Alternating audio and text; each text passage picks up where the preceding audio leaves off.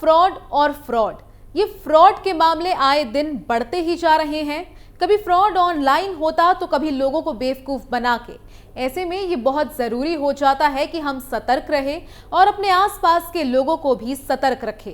हालांकि योगी पुलिस हमेशा active mode में रहती है ताकि जुर्म और जुर्म करने वालों का सफाया कर सके, क्योंकि आए दिन कभी लाखों की चोरी की खबरें सामने आती तो कभी पुलिस के एक्शन से अपराधियों की रूह कांप जाती।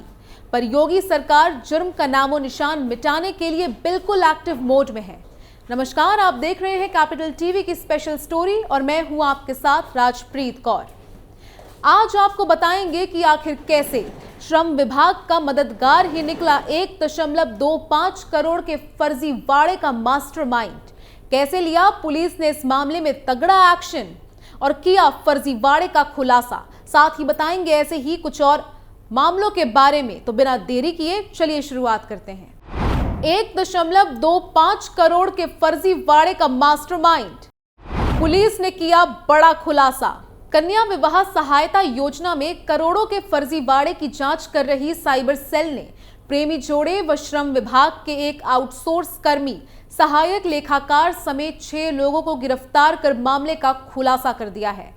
पुलिस का दावा है कि मास्टरमाइंड ने वेब पोर्टल की कमियों को ही अपना हथियार बनाकर सहायक लेखाकार प्रेमिका व अन्य साथियों की मदद से रकम फर्जी लाभार्थियों के खातों में ट्रांसफर की और फिर अपने खाते में लेकर आपस में बांट ली। सचेंडी निवासी मुख्य आरोपी उदित मिश्रा की विभाग प्रोग्रामिंग से लेकर अन्य दिक्कतों को दूर करने में मदद भी लेता था। वहीं पुलिस कार्यालय में आयोजित प्रेस कॉन्फ्रेंस के दौरान डीसीपी क्राइम आशीष श्रीवास्तव ने बताया कि फर्जीवाड़े का मास्टरमाइंड उदित मिश्रा सजेती में जन सेवा केंद्र चलाता था। इसके साथ ही वो नैतिक हैकर, एथिकल हैकिंग के तौर पर सरकारी व निजी वेबसाइटों व पोर्टल में कमियां बताकर पैसे कमाता था। इसी वजह से उसका श्रम विभाग के अधिकारियों से संपर्क हो गया। उसकी काबिलियत देख लखनऊ के अधिकारियों ने उसे पोर्टल की प्रोग्रामिंग से लेकर अन्य दिक्कतों को दूर करने के लिए बुलाना शुरू कर दिया, जिसकी वजह से उसकी विभाग में अच्छी पैठ हो गई। वहीं शिक्षा विभाग के ट्रेजरी अफसर, जिसके पास श्रम विभाग के ट्रेजरी अफसर का भी अतिरिक्त चार्ज था, कि सहायक लेखाकार सीतापुर के मूल निवासी विनय दीक्षित से उदित ने संपर्क किया। उनकी मदद से उदित ने ट्रेजरी अधिकारी के डिजिटल सिग्नेचर को हासिल कर लिया। उसके साथ ही पोर्टल की कमियों का फायदा उठाते हुए बिना किसी आवेदक के सत्यापन की पूरी प्रक्रिया को बाईपास कर 1.10 करोड़ रुपए 201 अपात्र श्रमिकों के फर्जी पंजीकरण कर व कन्या विवाह योजना का आवेदन कर ट्रांसफर कर दिया। 17 जनवरी को किया 15 लाख का फ्रॉड। गैंग के मुखिया उदित ने कमियां पता लगाने के बाद टेस्ट करने के लिए 17 जनवरी को करीब 1 दर्जन अपात्र लोगों के आवेदन कर 15 लाख रुपए निकाले। खास बात यह है कि इस बात की भनक श्रम विभाग को 1.10 करोड़ का घोटाला सामने आने के बाद भी नहीं लगी थी। हालांकि जांच टीम ने जब उदित और उसके भाई अंकित मिश्रा के बैंक खातों को खंगाला तो इसकी पुष्टि हुई। ट्रायल के दौरान निकाले गए 15 लाख रुपए को ट्रांसफर करने के लिए किराए के बैंक खाते विनय दीक्षित ने मुहैया कराए थे। उदित ने प्रेमिका नैन्सी ठाकुर व भाई अंकित के साथ बड़ी रकम को हड़पने के लिए जन सेवा केंद्र के नेटवर्क को हथियार बनाया। इसके जरिए उसने ऐसे लोगों की तलाशी की जो उसे लोगों के आधार कार्ड या बैंक अकाउंट उपलब्ध करा सके। इस दौरान उसका संपर्क मुरादाबाद के मोहम्मद यासिन, ललित कश्यप के अलावा अमरोहा व सीतापुर के मुनाजिर, अरजान, मस्तान समेत कई अन्य लोगों से हुआ और उनके मुहैया कराए बैंक व पेटीएम बैंक खातों में रकम डालकर उदित ने भाई अंकित के खाते में रकम वापस जमा करा ली। सरकार से सम्मानित हो चुका है उदित। जांच में पता चला कि उदित ने श्रमिक कल्याण सेवा समिति भी बनाई थी, जिसके जरिए उसने श्रम विभाग में बड़ी संख्या में लोगों के लेबर कार्ड बनवाए और चौथी रैंक पर रहे कानपुर को वो श्रम विभाग की योजनाओं का 2 बार देश में टॉप पर लेकर आया। इसके लिए उसे राज्य व केंद्र सरकार ने भी सम्मानित किया। हाल में उसे श्रम विभाग की वेबसाइट की प्रोग्रामिंग व कमियां मतलब बग ढूंढने के लिए लखनऊ तक बुलाया जाने लगा। इसके बाद वो 1.5 साल पहले लखनऊ शिफ्ट हुआ था, जहां वो पारा थाना क्षेत्र में रह रहा था। वहीं उदित ने बताया कि उसने बीएससी की पढ़ाई की थी, लेकिन कोविड काल में उसने ऑनलाइन कोर्स कर एथिकल हैकिंग व वेबसाइट मेंटेनेंस का काम सीखा। इसी दौरान उसने कई हैकाथॉन में भी भाग लिया, जिसमें देश भर के हैकरों के बीच वेबसाइटों में कमियां ढूंढने में वो चर्चित रहा और कई हैकरों ने उससे संपर्क भी किया।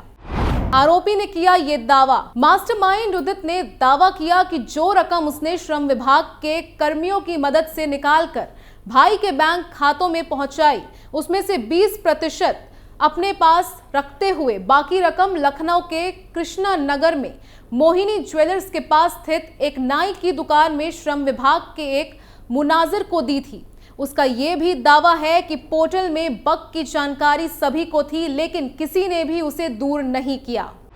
एक वरिष्ठ आईएएस के जरिए हुई थी एंट्री। पूछताछ में पता चला कि उदित की श्रम विभाग में एंट्री एक वरिष्ठ आईएएस अधिकारी के इशारे पर हुई थी। अधिकारी उसके श्रमिक कार्ड बनाने व उसकी तकनीकी समझ से खासा प्रभावित थे, इसलिए उन्होंने छोटी बड़ी परेशानी दूर करने के लिए उदित को पोर्टल की प्रोग्रामिंग देखने के लिए बुलाना शुरू किया था।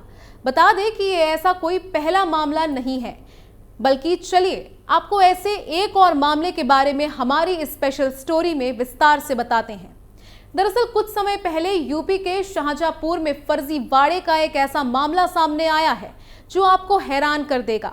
सरकारी दफ्तर से बर्खास्त एक पूर्व लेखपाल ने खुद को Gas Authority of India Limited GAIL का अधिकारी बताकर लोगों को धोखा दिया और फर्जी टेंडर निकाल दिया। पुलिस ने बताया कि खुद को Gas Authority of India Limited GAIL का अधिकारी बताकर लोगों को धोखा देने और फर्जी टेंडर निकालने के आरोप में बर्खास्त सरकारी अकाउंटेंट राम नरेश शुक्ला को गिरफ्तार किया गया है।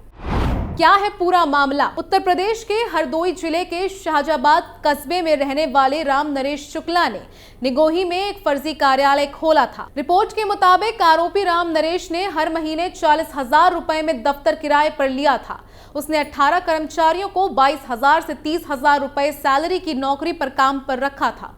दफ्तर में सुरक्षा का भी कड़ा इंतजाम था। चाय वाले को भी इस फर्जी दफ्तर के बाहर ही सुरक्षा कर्मियों द्वारा रोककर वापस भेज दिया जाता था। बता दें कि भूमि पंजीकरण में धोखाधड़ी के आरोप में उसे साल 2012 में लेखपाल के पद से बर्खास्त कर दिया गया था। आरोपी ने खुद को केंद्र सार्वजनिक क्षेत्र उपक्रम पीएसयू गेल का अधिकारी बताते हुए उसने अपने कार्यालय में रसोई गैस पाइपलाइन बिछाने के लिए फर्जी टेंडर जारी किया था। इसके अलावा ये भी पाया गया कि उसने गेल में नौकरी दिलाने के बाद अपने कार्यालय में काम करने वाले लोगों से लाखों रुपए लिए थे। वहीं उनसे पाइपलाइन बिछाने के लिए सर्वेक्षण भी कराया गया था। हालांकि ये मामला तब सामने आया जब कुछ ठेकेदारों ने निगोही पुलिस स्टेशन में शुक्ला द्वारा जारी किए गए 3,200 करोड़ रुपए के टेंडर के बारे में सूचना दी और उनसे 3 लाख रुपए का पंजीकरण शुल्क और 9 करोड़ रुपए जमा कराने के लिए कहा गया। इसमें से 18 लाख रुपए का उसने डीडी भी लिया था। वहीं आपको ऐसे ही एक और मामले के बारे में चलिए विस्तार से बताते हैं। दरअसल यूपी की संबल पुलिस ने एमपी के 4 बदमाशों को गिरफ्तार किया है। ये लोग इंटरनेट पर इंडस्ट्रियल एरिया को सर्च करने के बाद टारगेटेड इंडस्ट्रीज का नक्शा कागज पर बनाकर चोरी की वारदात को अंजाम देते थे। गिरफ्तार किए गए बदमाशों ने 3 महीने पहले संबल जिले में स्थित देश की बड़ी और नामचीन यारा फर्टिलाइजर के अंदर 2 कर्मचारियों के आवासों में चोरी की घटना को अंजाम दिया था। ये बदमाश पहले भी इसी तरह से अलग अलग जगहों की इंडस्ट्रीज में चोरी कर चुके हैं। दरअसल संबल के रजपुरा थाना इलाके में 4 महीने पहले यानी कि 12 सितंबर की रात को बदमाशों ने कड़ी सुरक्षा वाली यारा फर्टिलाइजर इंडस्ट्री के आवासीय परिसर में घुसकर चोरी की वारदात को अंजाम दिया था। इन्होंने 2 कर्मचारी के घर से नकदी और सोने चांदी के जेवरात समेत लाखों का माल पार कर दिया था।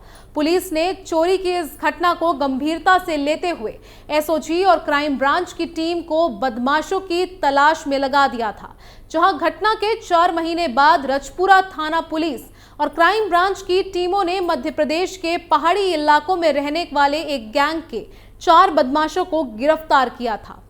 खैर, योगी पुलिस चुन चुन के अपराधियों को उनके किए की सजा देती आ रही है। कोई भी अपराधी पुलिस और सीएम योगी की पैनी नजर से बच नहीं सकता। हर एक गुनहगार को योगी के हंटर की मार पड़नी ही है। खैर, स्पेशल स्टोरी में आज के लिए बस इतना ही। बाकी तमाम खबरों के लिए देखते रहिए कैपिटल टीवी उत्तर प्रदेश और अपनी राय कमेंट में हमें बताना ना भूलें। नमस्कार।